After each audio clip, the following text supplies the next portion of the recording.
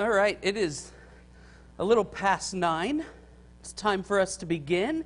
If you haven't already, feel free to grab a book for Daniel. We start that today. Before we do that, just a couple of thanks to be given out. One to Jim Hill. Thank you again for making all the books for us, both for Daniel and for 1 Thessalonians. That saved me quite a bit of time and is a blessing to have people like that that'll help out around the work of the church. And then I think if you haven't already, take time to thank Mark for, I think, 2+ years of teaching class, 2-ish years of teaching class straight. So 1 Kings, 2 Kings, and Acts, that's a lot of work. But I know that we have benefited from it, so thank you for the work you've done. That's a wonderful thing. So, all right, Daniel. Go ahead, Gary. 40 years? 40 years straight? No stopping. All right. Well, at least 2 years directly without a break. So we'll give him that credit, plus the 40 years. How about that? All right, let's go to God in prayer as we open up this study, and let's prepare for our discussion. Our wonderful Father, it is such a joy and an honor to sit at your feet and to open up the truth and to look upon your words and the accounts of all that you have done and all that you have promised.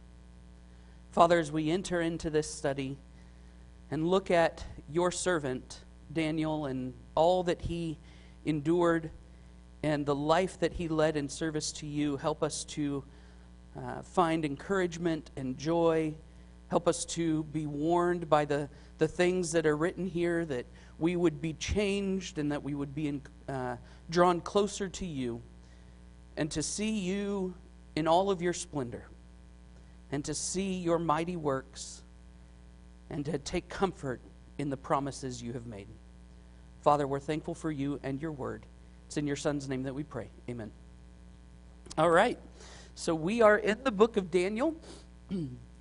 Let's see here. It was working a second ago. This side is. Got it. Oh, you're cheating over there. I thought this side was on. That'll do it. All right. So Daniel. Opening up to that first page, going over the overview today, and hopefully getting into the following pages this morning. Daniel's an interesting book. I have grown to really appreciate the way it's written and the design and the intention behind what are written in the pages here. And so as we are diving in, hopefully I'll uncover something that maybe you haven't considered before, because there's stories in here we've studied since childhood. I mean, it wouldn't take much for us to recognize Daniel in the lion's den, Shadrach, Meshach, and Abednego. We see the story of the statue that comes crumbling down. We see all these stories, and we often think of them in isolated view.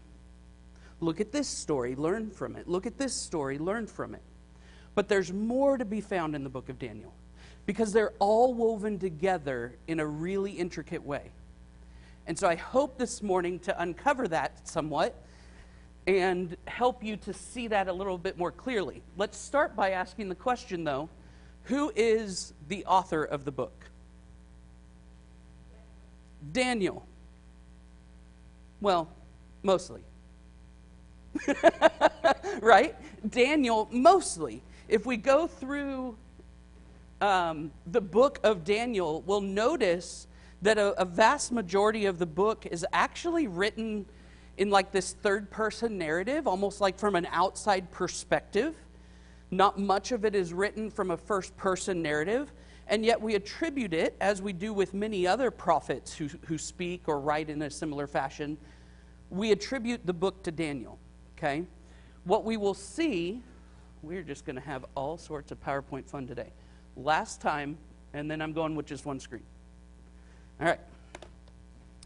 So, if you look at Daniel, most of it is in third-person view. Chapters 1 through 7, with one exception, are written like a narrative, like we're reading a historical document, a chronicling of the events that happened in Daniel's life, right? It talks about what happened to Daniel. It talks about what happened to someone else, never with real insight from their perspective. And then we get to chapters 8 through 12 and a little bit of chapter 7, and we see Daniel really step in, and we see that narrative switch to I, Daniel, did this. I, Daniel, saw this, right? So as we're going through, that starts to create some insight into what we're seeing. Now, if those other third-person sections were written by someone else, we don't know. We have no indication, but we generally attribute it to Daniel. Who's the one other person that we can confirm wrote a section of this book? Nebuchadnezzar. In chapter 4, Nebuchadnezzar enters into the discussion and says, I, Nebuchadnezzar, saw this, did this, experienced this. Okay, so chapter 4 is a really unique chapter because we get a worldly king's perspective in the biblical narrative. Now, I think as you're going to find out, chapter 4 is a really critical chapter in Daniel. We're going to discover that this morning in more detail. But even just seeing who the authors are, you can start to see there's something unique about chapter 4. Okay? Any questions on that? Anything you can't see from back there? That's one thing I can... Is the font large enough? Should I do larger in the future for y'all back there? Good? All right, just making sure. So, when was this written? What's the approximate date of Daniel's, of the book or prophecy of Daniel? Anyone look it up? I'm sorry? 540, 530, okay. Anyone else?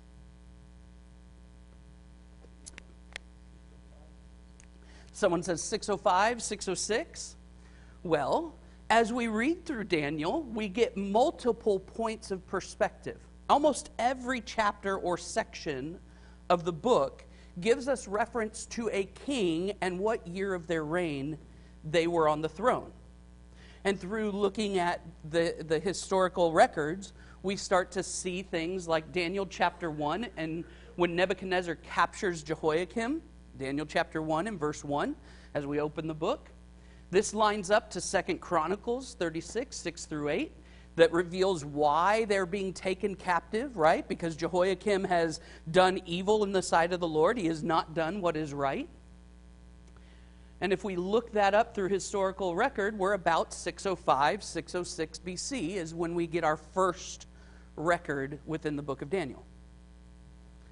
So you're right if you said 605 or 606.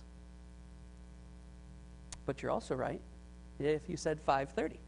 Because the last record we get is in Daniel chapter 11 and verse 1, where it references the first year of Darius the Mede. If we look in the records,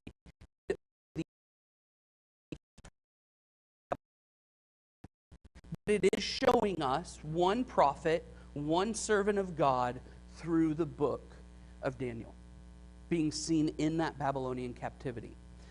Now, as we go into different sections of the book, we'll look at some more historical insight. I don't want to spend whole class just diving into the historical stuff. We'll do it in pieces. So as we see a king reference, we'll look a little bit at that in each chapter.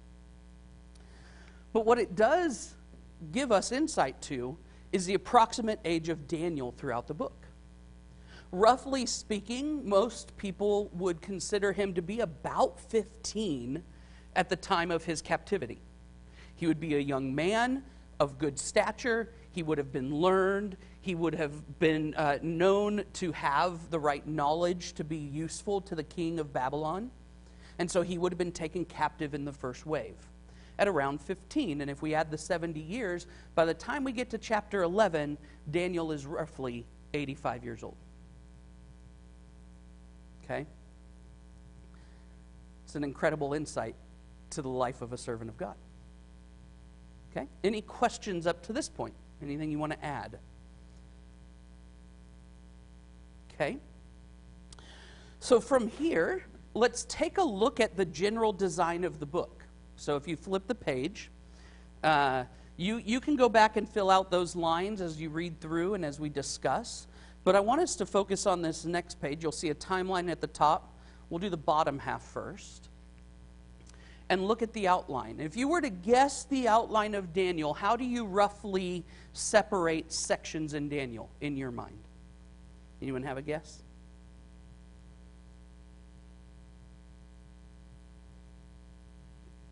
Go ahead, Mark. The taking away of the people and what's happening within the kingdom and their service, and then Nebuchadnezzar's narrative, and then the prophecies. That's how I would look at it. Okay, yeah. So we have this kind of narrative of them being taken captive. We see Nebuchadnezzar's line of thinking, and then we see the prophecies at the end. And many people would kind of line up to that. Chapters 1 through 6, they would lump together, that chapter 1 you referenced. But they would roughly say that this is, and then chapters 7 through 12, saying that chapters 1 through 6 are historical accounts of God working in the exile, right? Seeing him working through that, seeing Nebuchadnezzar, seeing Belshazzar, and then chapter 7 through 12, the prophecy of God's promised eternal kingdom. That's an okay view. There's something more in this book that's calling us, if we pay attention, there's something more in this book that actually unlocks some really beautiful narrative to how this book is written. And so this is the outline that you'll see on your chart there. And I would agree with you, Mark. Chapter 1 is this intro. Oh, well, everything's out of order. Chapter 1 is this intro into God's people in exile and God providing for his faithful servants. Right out the gate in the exile, God has not left his people. Right? Chapter 1 opens that way. This is where Daniel refuses to eat of the king's feast and says, give me vegetables and give me water and I'll be fine. God's deliverance is for those who are faithful. Chapters 2 through 7. And then chapter 8 through 10, or 8 through 12, is going to be God's promise to redeem his people in an eternal kingdom. Now we see images of this all throughout, but primarily it breaks down this way. Ultimately pointing to the idea at the top there, God will deliver faithful people to a kingdom that will last forever. Right? God's going to establish an eternal kingdom, and those who are faithful to him will enter. That's the ultimate goal of Daniel. We have to see that as we go through and as we reach details that we're like, how does this work? What's he saying? We should balance it against this idea that God is trying to prove that he will be faithful to those who are faithful to him. Okay? Now, in terms of an application or a main theme then, I kind of see this as a message of there being hope in the kingdom of God. No matter what exile we're in, no matter what turmoil or problems we're facing, there's hope in the kingdom of God. Right? No matter what our president does, no matter how other kingdoms operate or what fears of conquering of lands and nations and tribes, God's kingdom provides stability and hope. Okay? Now, can you think of a key verse from Daniel that might highlight this? I know I'm asking you to do this on the fly. I usually develop this more in a study, but I want us to get somewhere this morning. Can you think of a key verse in the book of Daniel that kind of summarizes or captures all of this? I see some people looking, so I'll give you a minute.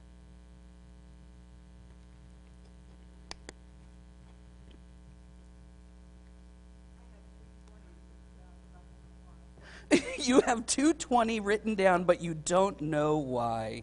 I love it. I have notes often in my book that I don't know why either. So good. I'm glad I'm in good company, Kay. Daniel chapter 2 and verse 20, which would read, Daniel answered and said, "Blessed be the name of God forever and ever, to whom belong wisdom and might." Okay, yeah. I mean, that is an absolute obedience to God and proving that he will be faithful, right? So yeah, I could definitely see that idea in Daniel 2 and verse 20. What was your second one, Kay? Waiting.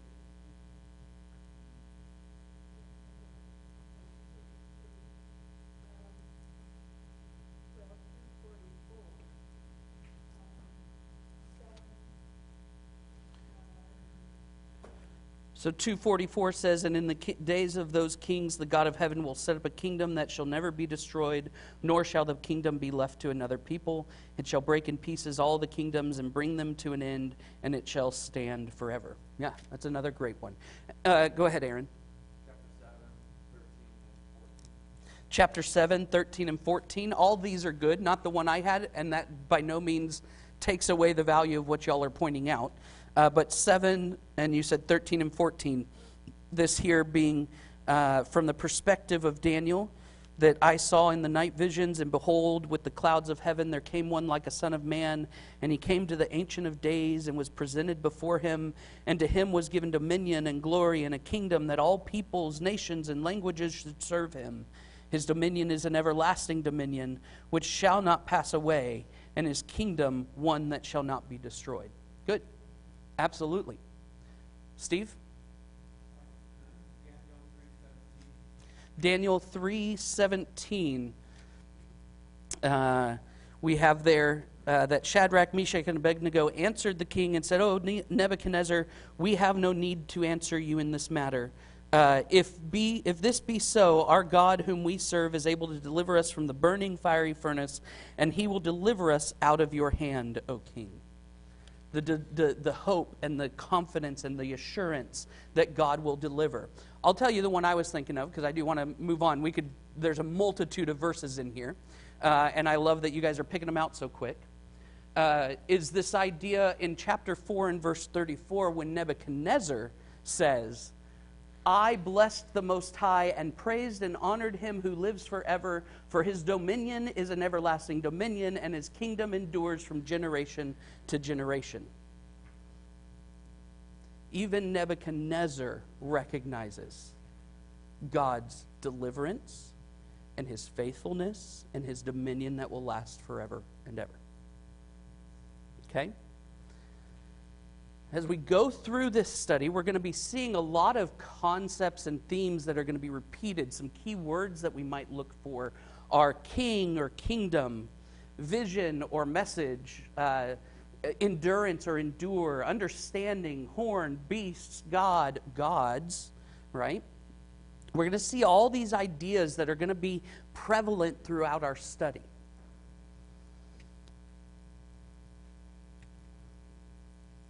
Any other thoughts on the general outline here? We're going to break it down some more. So if you're not quite with me yet, I want to show you some really cool insights that are helpful to understand this. But before we do, any other verses or thoughts or words that stand out to you from this book?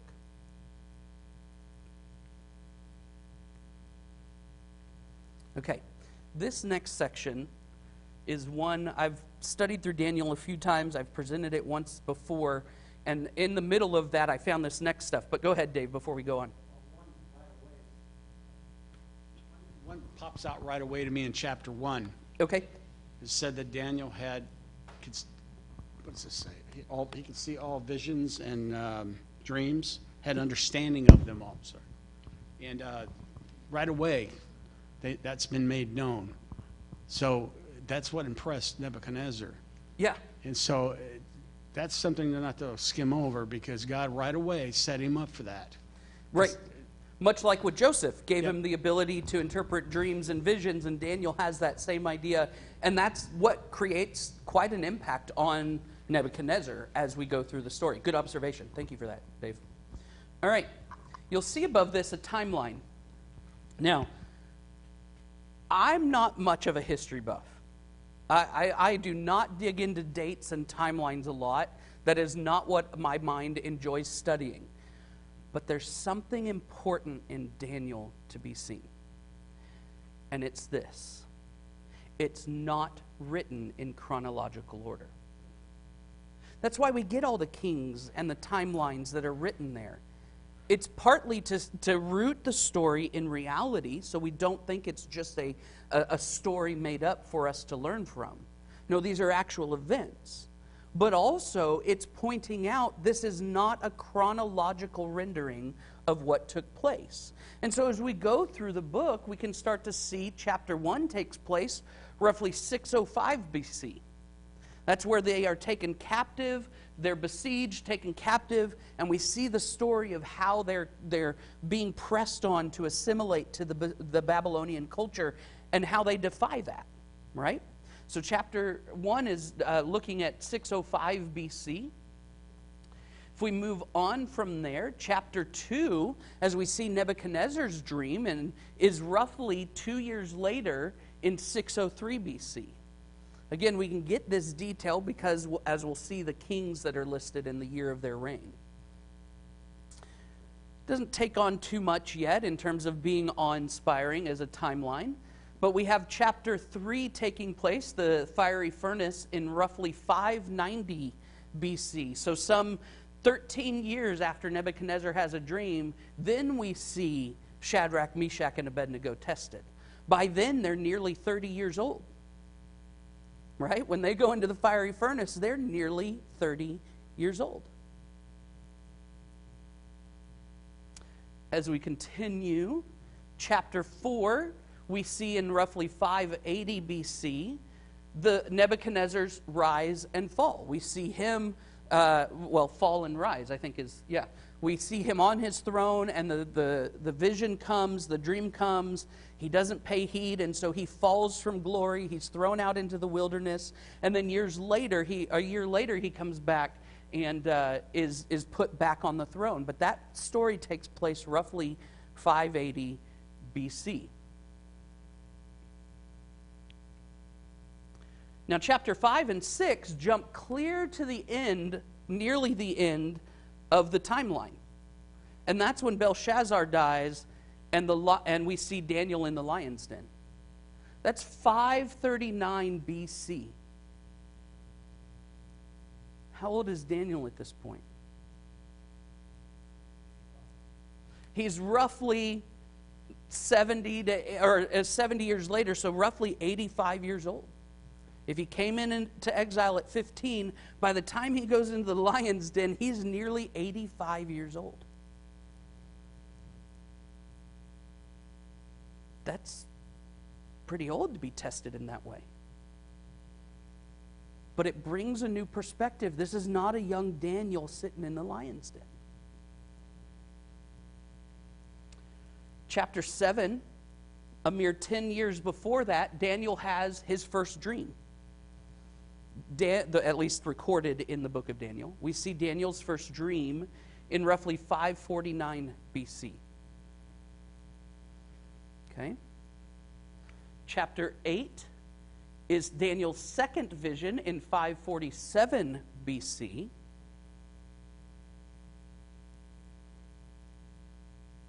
And then chapter 9 is in 538 BC, when Daniel is crying out, "How long, O Lord? How long? I've been reading Isaiah, and I know that you said 70 years and we'd be redeemed. You would pull your people out of exile. This is a limited time. How long, O Lord?" So that's chapter 9 in roughly 538 BC.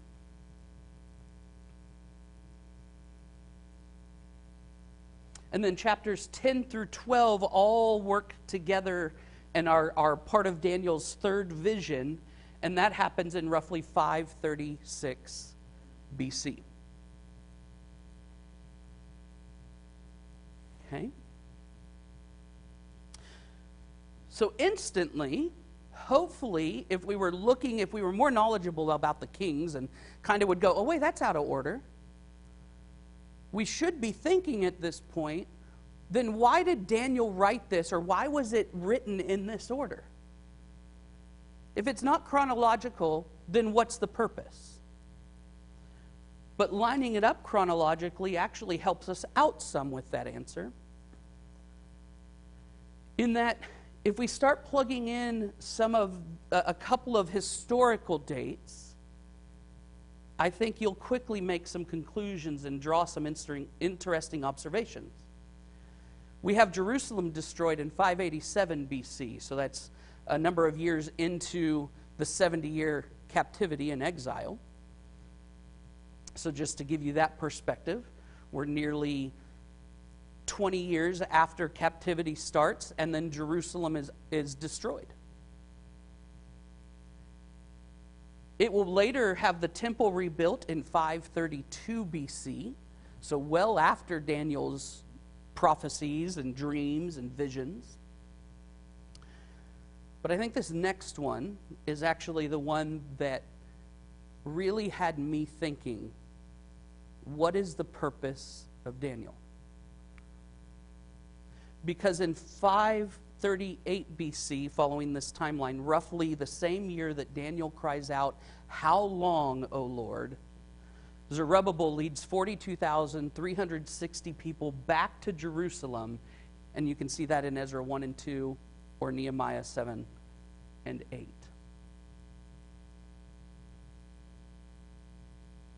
What jumps out to you when you see this timeline, especially those last few interactions, that we have this, "Oh Lord, how long?" 538 BC. Later that year, God answers and says, "Now." Zerubbabel is going to take 42,000 back. And then a prophecy comes to Daniel. And it says, "I'm going to redeem my people. I'm going to establish a kingdom that lasts forever. There's going to come a time when I give a Messiah that will bring all people to me." And Daniel says at the end of chapter 12, "I don't understand what's going on." Why would he not understand? Can you figure it out? Why would it be confusing that God tells him, "I'm going to establish a kingdom where I'll redeem my people"?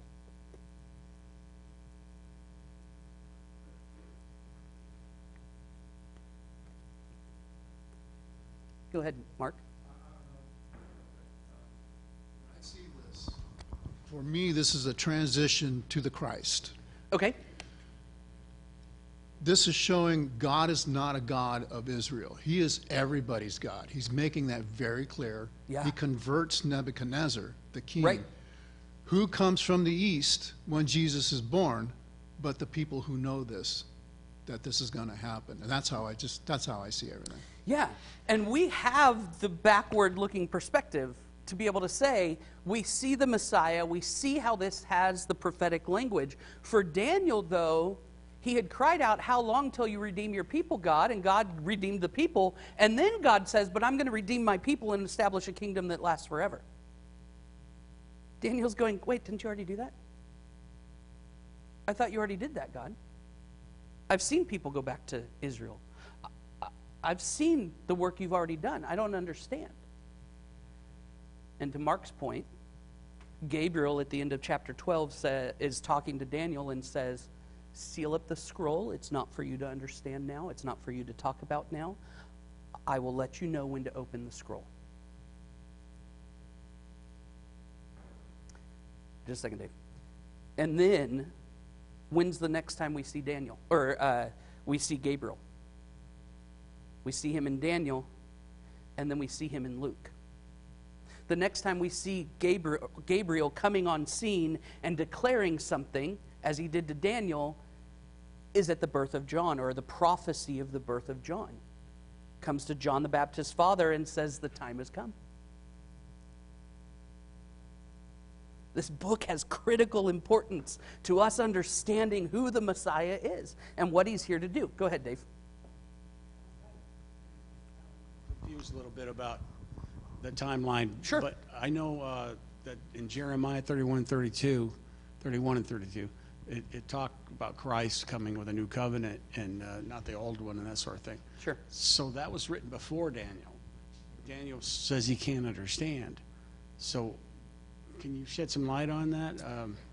Am I just looking at the wrong thing about to understand? Or is it, did he miss it entirely?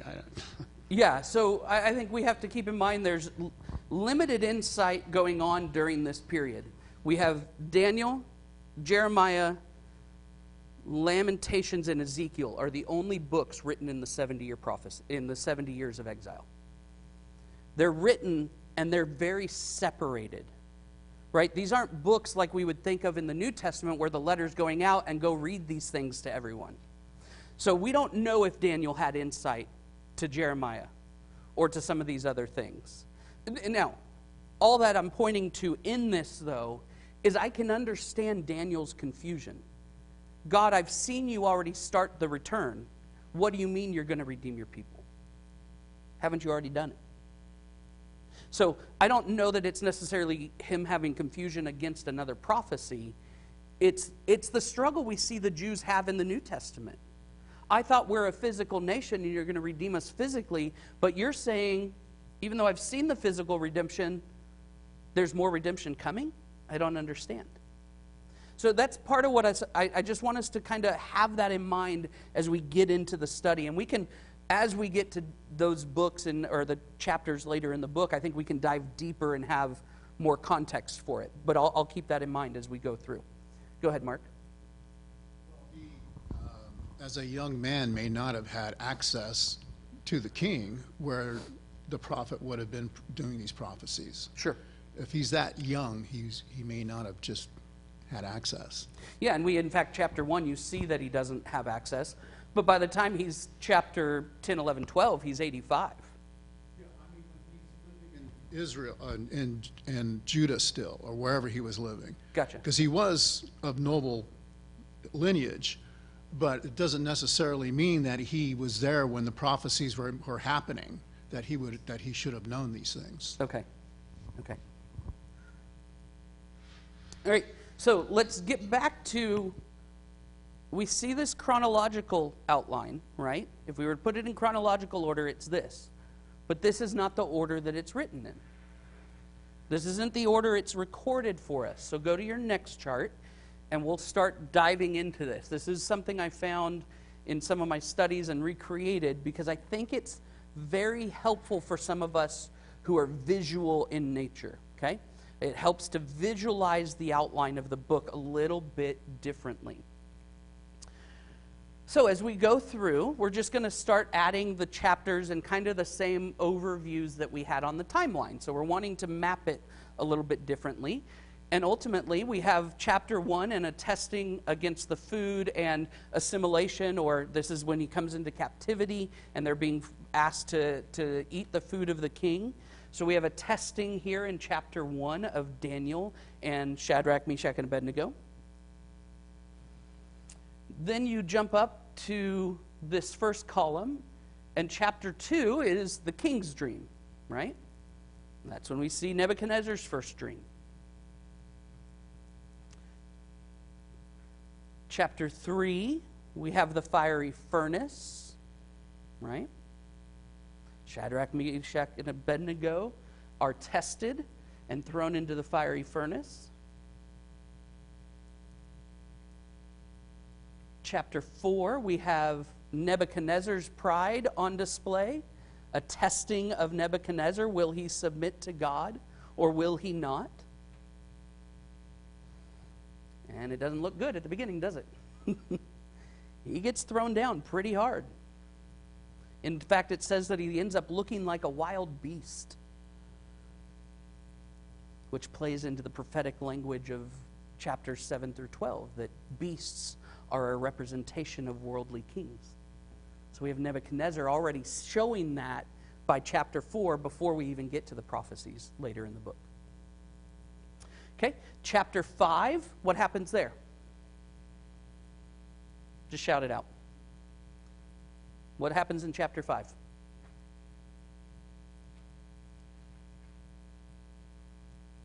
Belshazzar's tested. Mene, Tekel. What is it, Ida? I said it wrong the other day. Now I'm hesitant to say it.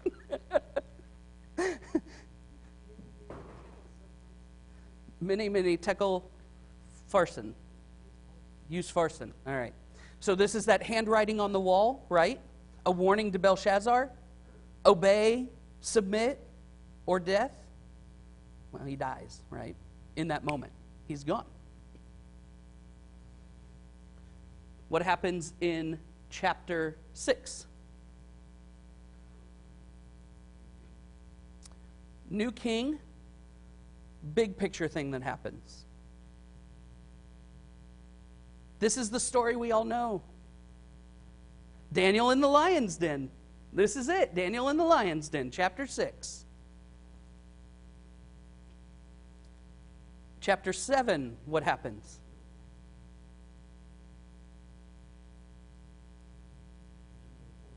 Yeah, we get Daniel's first vision of the 4 beasts.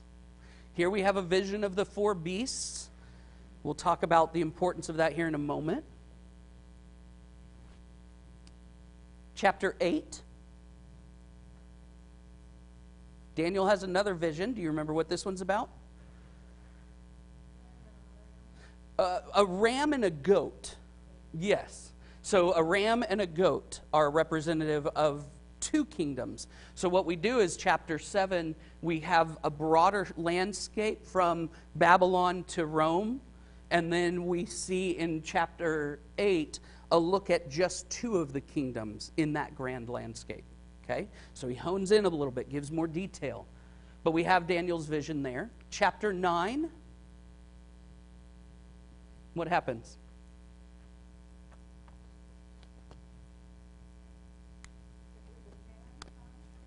I'm sorry? No, what actually, that's the next one, I think. Chapter 9 is when Daniel's crying out, how long? This is Daniel's prayer to God. How long? Right? How long till you redeem your people?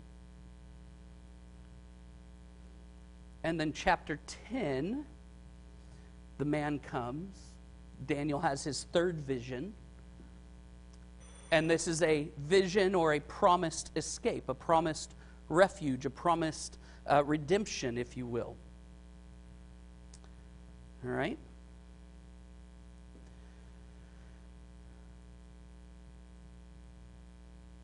Now, something interesting about this that we won't see in our books. We won't even see it in our Bible because we read English. This book is not written in one language. It's written in 2 languages. Chapter 1 is written in Hebrew, as is chapter 3. But chapters 8 through 12. Chapters 2 through 7 are in Aramaic. Why is that important? What is the Aramaic language? What was that at the time? Does anyone know? It was the common language, or as they might have called it, the diplomatic language. This was the language that the all interpreters for all kingdoms would have known, so that if they're going to have conversations with other kingdoms and tell of how they're going to barter and how they're going to work together or battle plans or whatever, they would use Aramaic. So it was the common language for all kingdoms. And so we start to see that chapter 1, as Mark pointed out earlier, we see the Jews going out into exile. And you begin to wonder what's going on.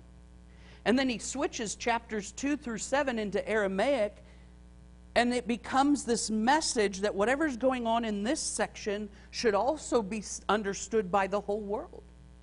Everyone should read this and understand it. It's that important. And then he goes back to chapters 8 through 12 as a way to tell the Jewish people in their own language, here's how God has not forgotten you, and here's what he's going to do for you in the future. Okay?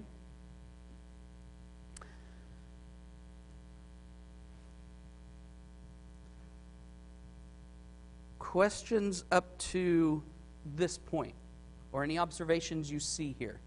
We're running out of time, so I might have to finish this off next week because the cool part's coming. We've mapped it. Now there's design behind it. Okay? We'll see what we can get done. What you might begin to notice then is there's a number of parallels, aren't there? Look at, let's see here, chapters, let's go that one, there we go. Chapter 2 and chapter 7. We have 2 dreams, both of 4 kingdoms that will be overthrown by a greater kingdom. One Nebuchadnezzar gets with a statue, one Daniel gets with 4 beasts. These ideas are paralleling each other. Chapter 3 and chapter 6, we see God's people tested and a deliverance in the midst of that testing because they remain faithful. And likewise, in chapters 4 and 5,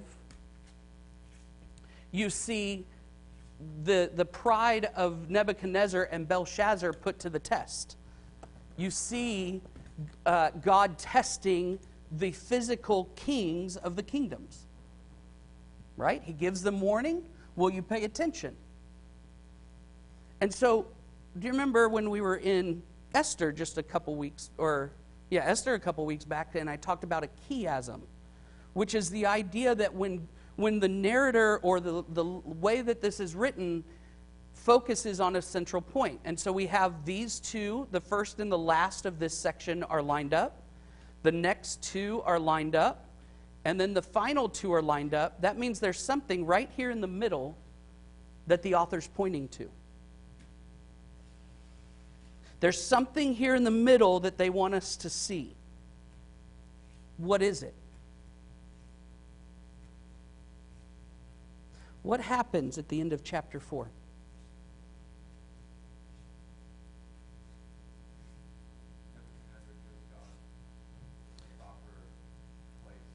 Nebuchadnezzar submits himself before God, gives him the proper place, which is why I quoted chapter 4 and verse 34 for one of the key verses. Because it's in that statement that Nebuchadnezzar submits himself to God, and we change the whole order of things.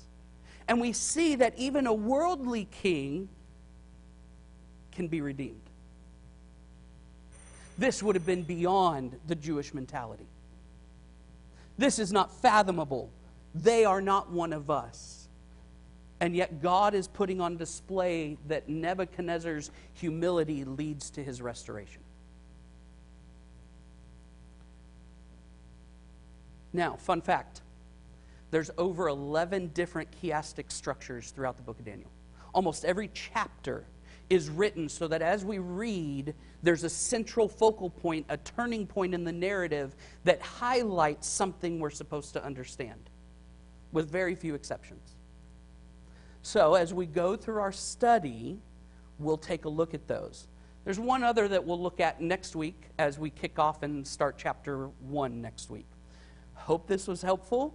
I'll bring this up next week and let you ask questions after you've had time to kind of sit in it and think through it. I've been thinking about it a lot longer than you have in prep for this, so I know I threw a lot at you. Appreciate your attention. Hope that was helpful, and we'll continue this next week.